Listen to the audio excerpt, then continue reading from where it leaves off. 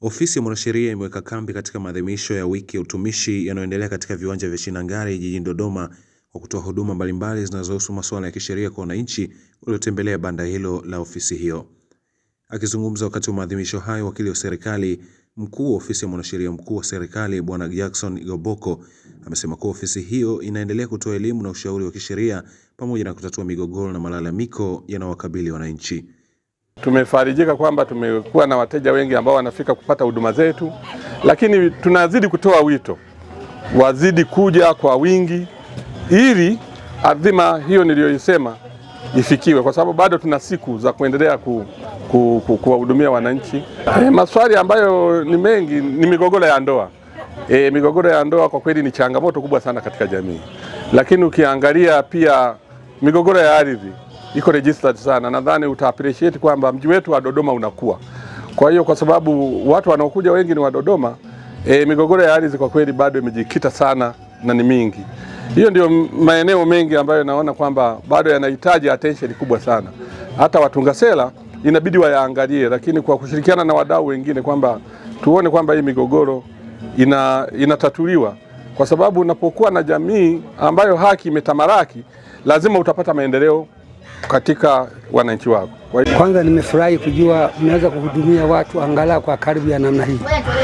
Wananchi wengi mnaotuona, kwanza tunaogopa kabisa ukishajua kwamba sheria kwa mwanasheria mkuu. Unajua mtu wa kawaida, mimi hata kama na shida siwezi kufika pale nikasikilizwa, wakati kumbe hapa pako wazi na uwezo ukapata mambo, ukawaelimishwa mambo yaliyo mazuri sana. Mimi mwenyewe binafsi kwa naitafutaga sana ofisi ya mwanasheria mkuu. Sasa nimeshaijua, lazima nitatinga mguu ofisini kwenu. Lakini huduma ya awali niliyoipata ni nzuri, imenifresh, imenivutia. Na niko tayari kuambiana wenzangu, jamani, kama kuna tatizo twendeni kule kwa mabanda maonyesho.